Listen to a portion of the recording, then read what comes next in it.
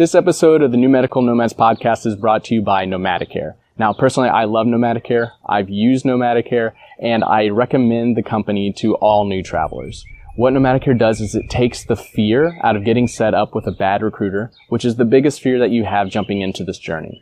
So they sit down, they interview recruiters, they vet them, get them on a list, and then provide them to you as a free service, as a free recruiter matchmaking service in order to get you started on your journey. Now, usually you only get 2 recruiters going through Nomadicare, but being a listener of the show, you can get 3. So this is how it's going to work. You go to nomadicare.com/Dylan. You will get set up with 3 recruiters to be on your dream team, as well as a guide to get you started on your journey.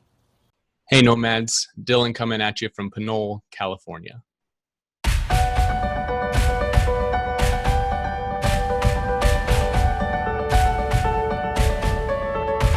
Hello everyone. Welcome to another episode of the New Medical Nomads podcast. I'm your host, Dr. Dylan Callier, and today we are talking about the number one fear that every single traveler has. And I'm going to tell you a story. I'm going to tell you the story of what I just missed out on because I wasn't back home. And I believe the biggest fear is the fear of missing out, or FOMO.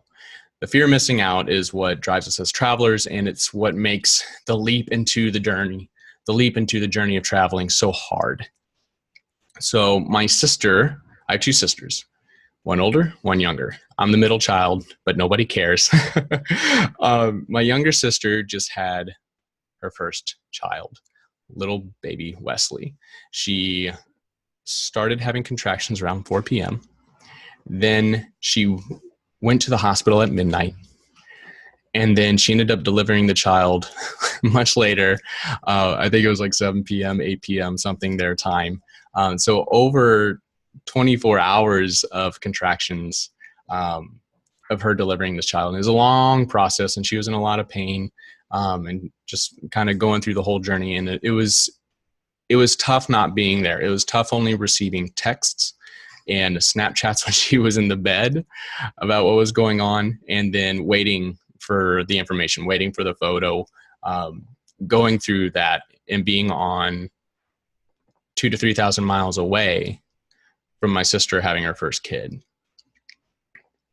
That's tough.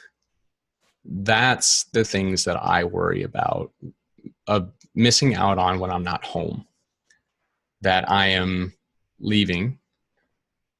Now I miss that opportunity of seeing my sister's face hold her child for the first time. My older sister has 3 boys, and I am missing them growing up.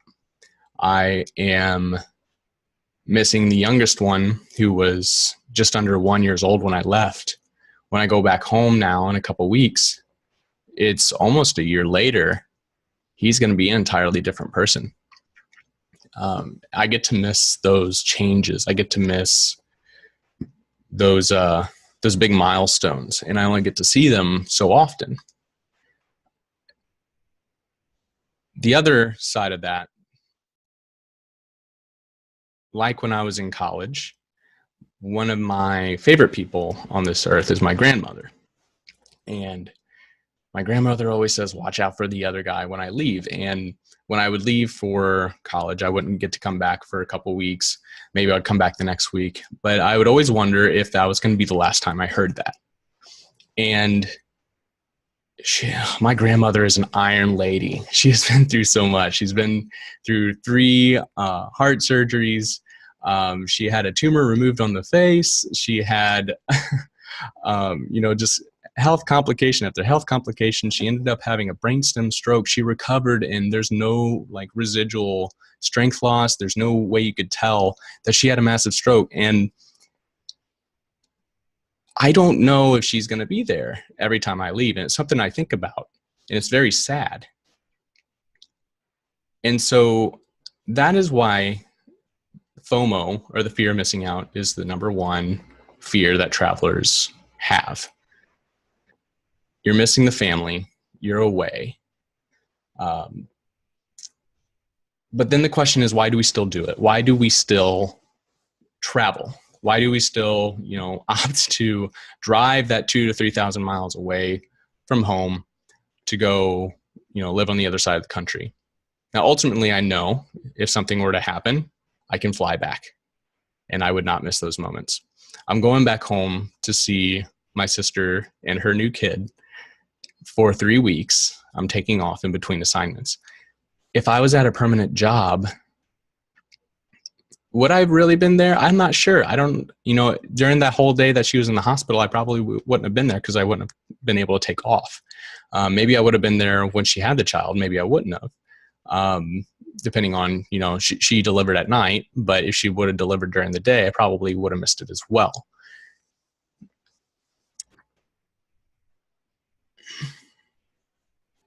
Working at a permanent job, I wouldn't get the option to take off an entire month in order to see them, in order to see my sister on her maternity leave, in order to see the baby boy. So they both come with their own pros and cons.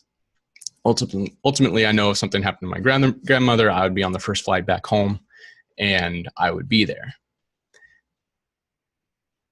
So that fear goes both ways. You have the fear of missing out on family. You have the fear of, relationship statuses or, settling down somewhere. You have those fears.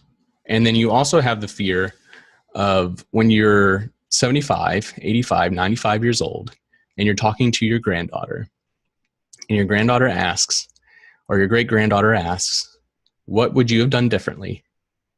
And that you're sitting on the couch or you're sitting on your deathbed and you say, I really wish I would have traveled. I wish I would have worked less and traveled more. That is the big fear. That is the biggest fear for travelers, is regret. And that is the biggest fear of us missing out.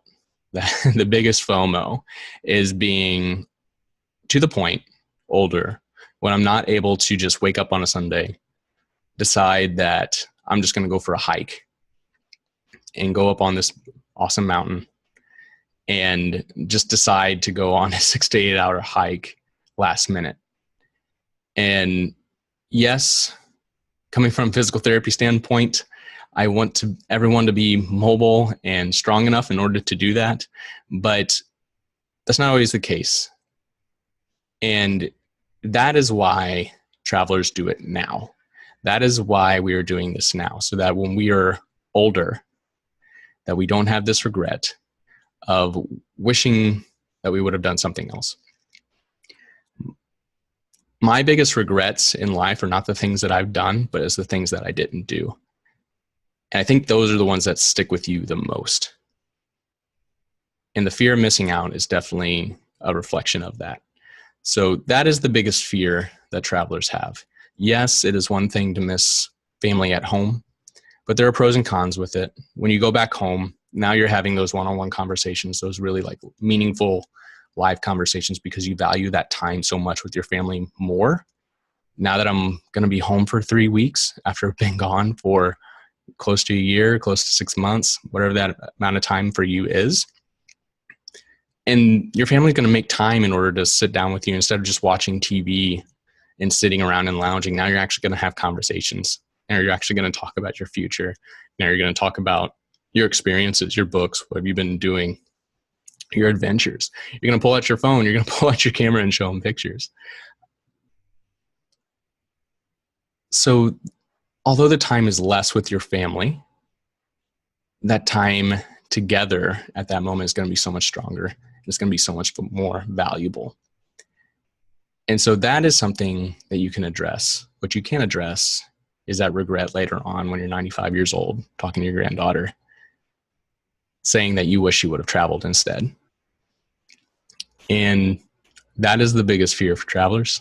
That is the biggest FOMO. If you guys are looking for the next episode of the New Medical Nomads podcast, you can find it on the Facebook page, New Medical Nomads podcast. If you have any questions, if you want to talk about FOMO and fears in traveling, you can reach out to the group on New Medical Nomads group, also on Facebook. If you're watching on iTunes, if you're watching on Spotify, if you're watching on YouTube, please, thank you so much for subscribing, commenting, liking. Ultimately, the more engagement that the show gets, the more people we can help by the more people that we can reach, which is ultimately the goal of this podcast. So thank you so much, guys. Everybody go out there, crush their FOMOs, and everybody have safe travels.